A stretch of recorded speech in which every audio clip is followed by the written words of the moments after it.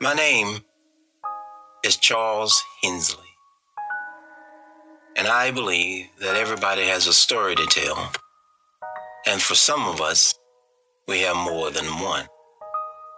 And in my case, I am included in the latter.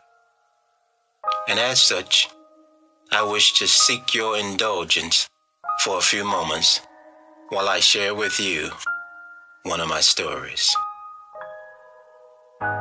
In a few short days, on March the 7th, there will be a 50th year commemoration of Bloody Sunday that occurred on March 7th, 1965 on the Edmund Pettus Bridge in Selma, Alabama.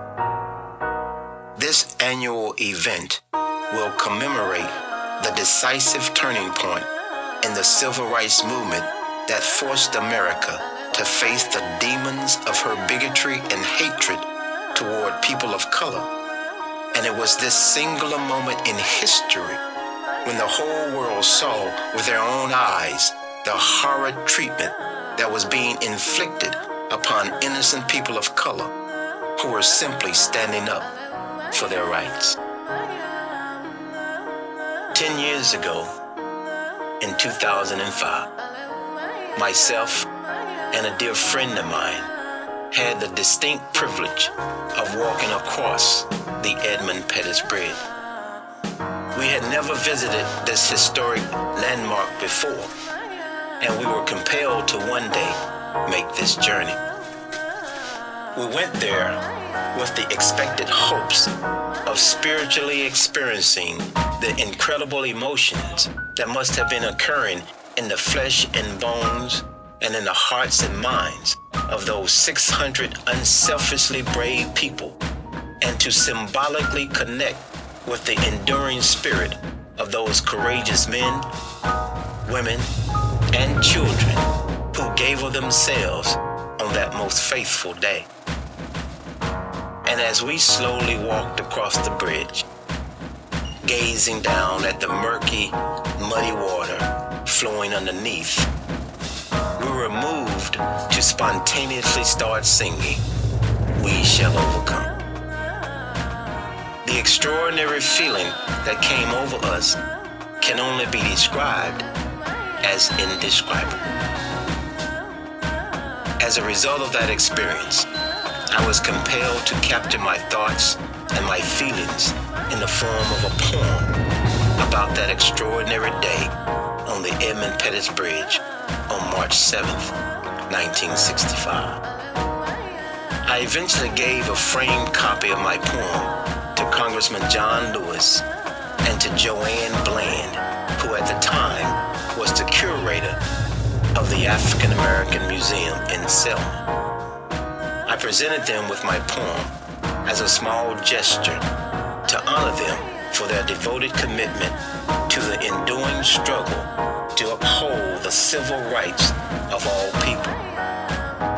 So to honor this commemorative moment in history, I wish to offer my respect to all of the freedom fighters of the past, the present, and the future by sharing with you my poem, Walking with the Wind.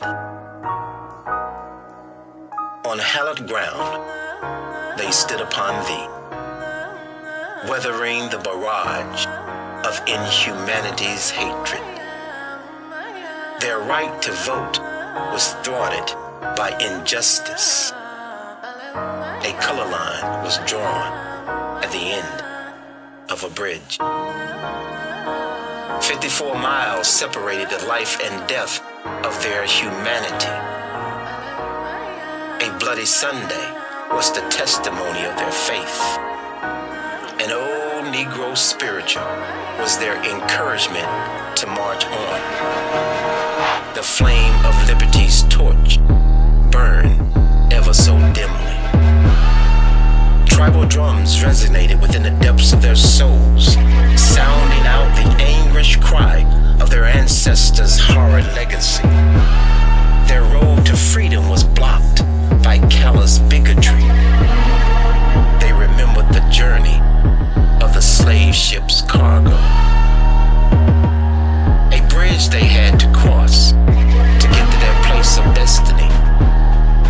600 souls united for the common good of the nation. Their salvation had long ago been nailed to a cross. The fulfillment of their victory was sealed with Jesus' resurrection.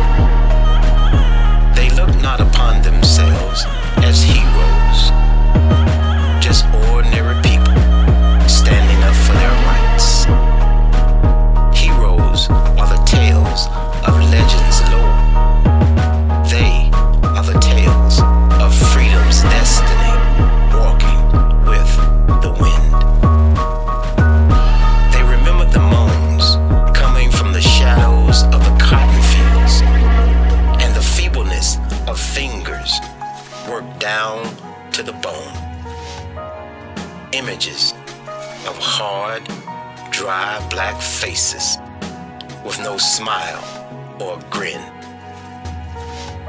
54 miles that they would faithfully walk until the end. An ode to Bloody Sunday, March 7, 1965.